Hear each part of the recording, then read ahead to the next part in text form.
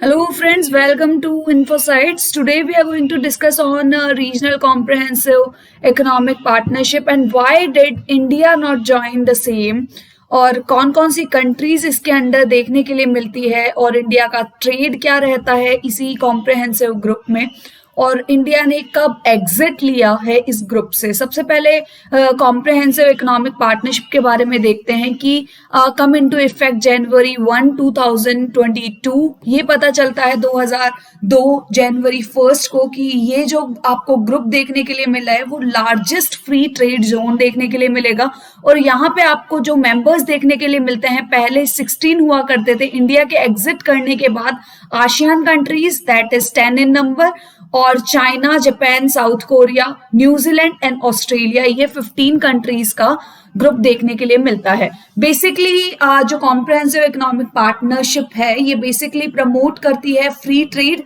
किस तरीके से कॉम्पिटिटिवनेस को मेंटेन किया जा सकता है, इससे इकोनॉमिकल रिसोर्सेज का भी proper exploitation, competitive nature, take out the like efficiency in the economical resources. और सो एम क्या रहता है इसका कि लोअर टैरिफ को इम्पोज करके ज्यादा से ज्यादा कॉम्पिटिटिवनेस को स्टैब्लिश किया जा सके, ज्यादा से ज्यादा ओपन अप किया जा सके इकोनॉमी को, so that we can make the proper promotion of the investment to help the emerging countries catch up with the rest of the world. लेकिन इसी कॉम्प्रहेंसिव ग्रुप में अपन को देखने के लिए मिलेगा कि ये जो गैप है that is getting the wider time to time.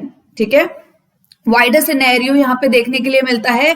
Continuously it is increasing the gap between the developing emerging countries we would say. And second part आपको देखने के लिए मिलता है to help reduce the cost time for the companies by allowing them to export a product anywhere within the block। आप इसी block में ये जो आपको 16 कंट्रीज का जो ब्लॉक देखने के लिए मिलता है इसमें आप फ्री एक्सेस है देखने के लिए मिलता है, फ्री ट्रेड, ठीक है, कम कॉस्ट में इजीली ट्रांसफर कर सकते हैं, अदरवाइज बहुत सारे इम्पोजिशन, बहुत सारे बैरियर्स देखने के लिए मिलते हैं।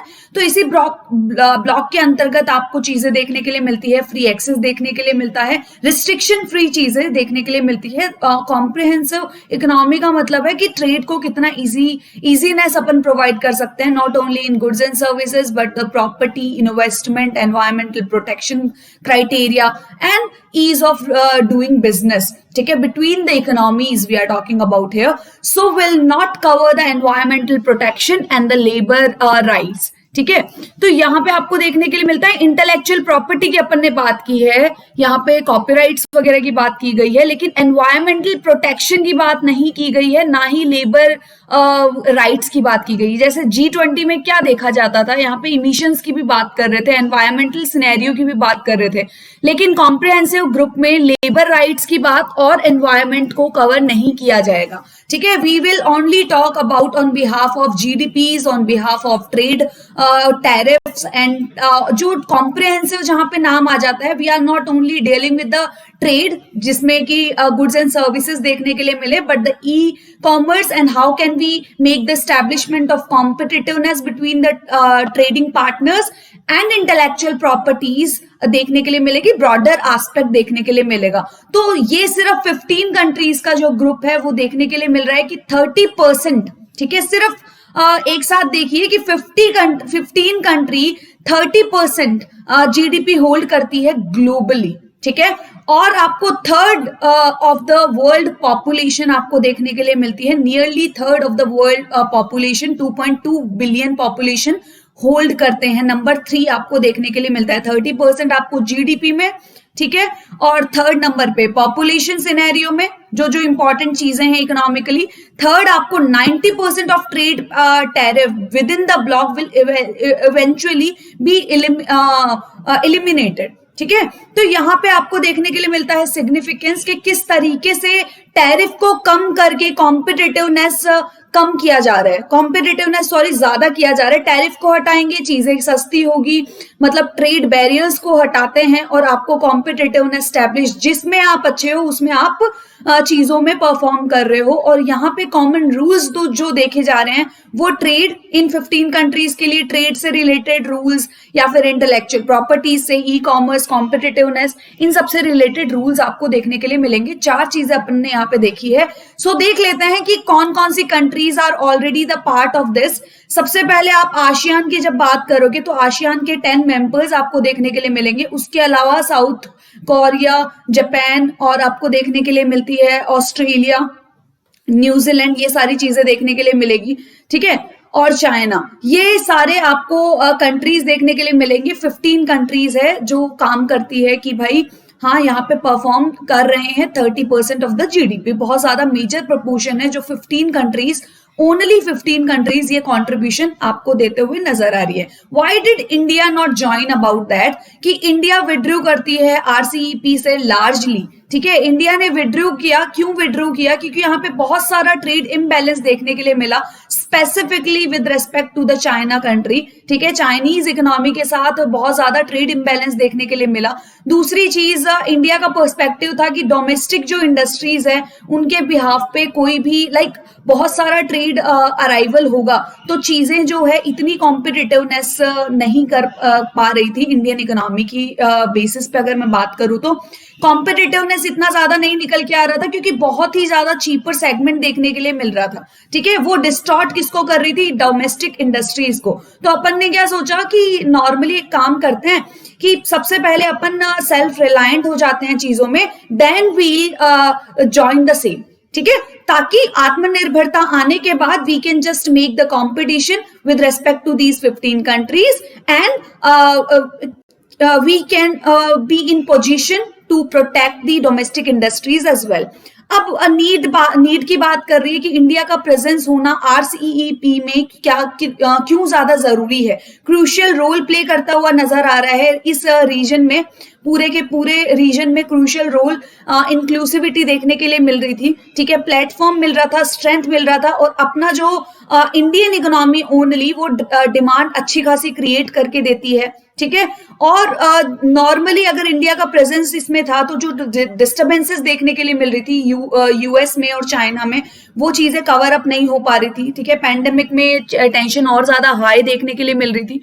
तो ये सारी इंक्लूसिविटी के सिनेरियो से अगर अपन बात करें या फिर अपन स्ट्रेंथ के बिहाफ पे बात करें, इकोनॉमिकली स्ट्रेंथ के बिहाफ पे बात कर रहे हैं तो डिमांड दिमाग में आ जाना चाहिए। अच्छा खासा डिमांड होल्डिंग मार्केट है इंडिया का, और यहाँ पे इंडिया के रेस्पेक्ट से अगर अपन देखते हैं कि बहुत ही ज्यादा चीजें बहुत ही टेंशन में जा रही थी। क्यों टेंशन में जा रही थी, क्योंकि यूएस और चाइना का continuously specially in pandemic scenario बढ़ गया था टेंशन का, ठीक है। तो यही चीजें देखी जा रही है।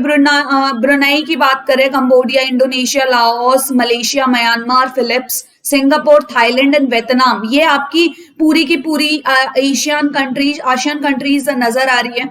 +3 में आप चाइना, जापान और साउथ कोरिया को इंक्लूड कर दोगे, +5 में ऑस्ट्रेलिया और न्यूजीलैंड को भी आप इंक्लूड कर लेते हो, ठीक है। तो यहाँ पे आपको देखने के लिए मिल रहा है, अगर मैं 1 जनवरी 2022 30% आपको ग्लोबल जीडीपी देखने के लिए नजर आ रही है, 90% आपने टैरिफ को कम कर दिया, ठीक है, एलिमिनेट कर दिया है लगभग 90% टैरिफ्स को विद इन दिस ग्रुप, ठीक है। और आपको 30% ग्लोबली अप्रोक्सीमेटली पॉपुलेशन और 3rd largest population in 15 countries में आपको देखने को मिल रही है। अब चैलेंज क्या निकल के आ रहे हैं, challenge normally lack of participation देखने को मिल रहा है यूएस के द्वारा। जैसे अभी टेंशन की बात की यूएस एंड चाइना के बीच में, तो वो कहीं ना कहीं सैंक्शंस के थ्रू इंडिया के पर्सपेक्टिव्स को भी डिबार्ड करता है। फिर दूसरी चीज बात करते हैं कि आसियान की जो कंट्रीज है जिसमें स्मॉलर कंट्रीज है वो डिसएडवांटेज देखने को मिल रहा है, क्योंकि वो कॉम्पिटिटिवनेस स्टैब्लिश नहीं कर पाती है इतनी ज्यादा चीप कॉस्ट को ध्यान में रखते हुए। इतना ज्यादा चीप कॉस्ट के बेसिस पे प्रोडक्शन नहीं हो पाता है, क्योंकि अगर अपना प्रोडक्शन और सप्लाई अच्छा खासा रेंज में चल रहा है तब तो we would be able to lower down the prices, ठीक है। लेकिन अगर सप्लाई ही अपना कम है, स्मॉलर कंट्रीज है, सप्लाई अगर कम है तो प्राइसेस भी अपन लोअर डाउन नहीं कर पाएंगे, ठीक है। तो यहाँ पे आपको लीस्ट डेवलप्ड कंट्रीज जो है एशिया में, लीस्ट डेवलप्ड कंट्रीज में आप देखिए कंबोडिया, लाओस, म्यांमार की बात कर रहे हैं, currently benefit from the inter ASEAN trade, ठीक है। इसी आरसीईपी में आप आसियान को इंक्लूड कर रहे हो, ठीक है। और ये आपको सबसे कम लीस्ट डेवलप कंट्रीज देखने को मिल रही है, कंबोडिया, लाओस और म्यांमार, जिसको इस आसियान ग्रुप के थ्रू चीजों को बेनिफिट में रखते हुए आप सिनेरियो देखा जा रहा है। फिर आपको पता चलेगा कि स्मॉलर आसियान जो कंट्रीज है may also lose some of their benefits from the trade preferences. ठीक है, ट्रेड प्रेफरेंसेस की बात करें कि lose some of the benefits from the trade preferences and allow them to export tariff free products. Tariff free products की बात की जा रही है और टैरिफ फ्री प्रोडक्ट्स में आपको ये 15 कंट्रीज ध्यान में आएगी नजर, RCEP का ही पार्ट है। अब थोड़ा सा अपन इंडिया के रेस्पेक्ट से बात कर लेते हैं कि इंडिया के रेस्पेक्ट से जो ऑलरेडी इंडिया जब इंक्लूड हुआ करता था तो 16 मेंबर्स देखने को मिलते थे। नवंबर 2000 इनिशिएट्स द RCEP। 2012 की बात है, 2013 में नेगोशिएशन बिगिन हुआ और 2019 में इंडिया ने विड्रॉल का सोचा और 16 से 15 कंट्री होती हुई नजर आई और इसी RCEP को साइन कर दिया गया फाइनली। ठीक है, जिसमें ऑलरेडी मैंने कंट्रीज के नाम बता दिए हैं, Brunei, China, Japan, New Zealand, south Korea, Australia, Vietnam, Thailand, Singapore, Philippines and Myanmar, Malaysia, Laos, Indonesia and Cambodia. अब देखो वर्ल्ड की पॉपुलेशन ऑलरेडी पता है, मार्केट स्केल अच्छा खासा पता है। देखो नॉर्मली आज कोई भी बिजनेस खोलेगा तो सबसे पहले डिमांड सिनेरियो को चेक करेगा कि वहां पे कोई कस्टमर्स आएंगे क्या।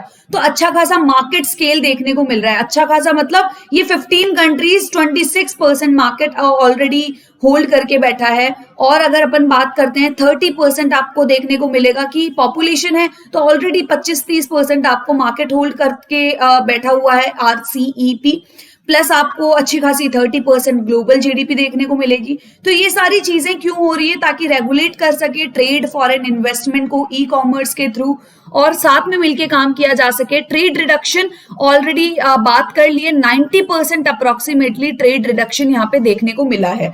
अब अपन इंडिया के बिहाफ पे बात करेंगे। इंडिया के बिहाफ पे की नेगोशिएशन के बारे में सोचा अपन ने कि विड्रॉ किया जाएगा RCEP से। ऐसा क्यों? जो फॉरमोस्ट रीजन देखने के लिए मिला कि ट्रेड में इम्बैलेंस देखने के लिए मिला। ठीक है, और वो ट्रेड में इम्बैलेंस छोटा मोटा था या बड़ा था, ये आपको यहां से पता चल जाएगा कि चाइना के साथ इम्बैलेंस ट्रेड डेफिशिएट आप देख सकते हो 53.5, आसियान कंट्रीज के साथ 21.8 यहाँ पे डॉलर बिलियन में दे रखा है। और साउथ कोरिया के बिहाफ पे भी आपको देखने के लिए मिल रहा था।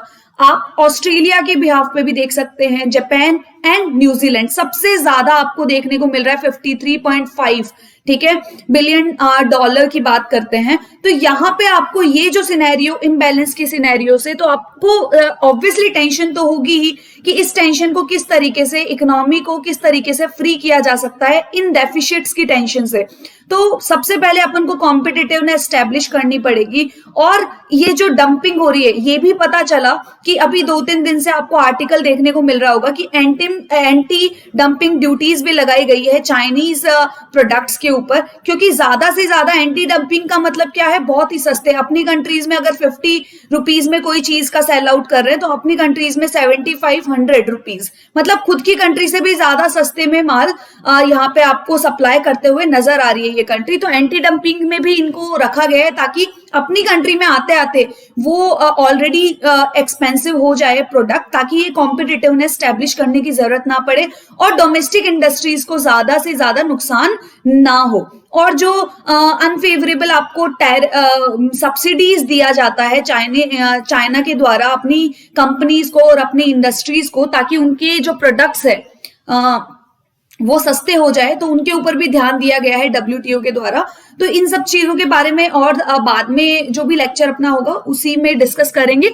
लेकिन ये इम्बैलेंस के चक्कर में अपन को ये RCEP से बाहर जाना पड़ा। So thank you so much guys. और these lectures are going to be very much important for the competitive examination point of view. Thank you so much. और कमेंट करना बिल्कुल ना भूले, फीडबैक्स बताना बिल्कुल ना भूले। Thank you so much. Please do not forget to like, share and subscribe the lecture. Have a good day to all of you.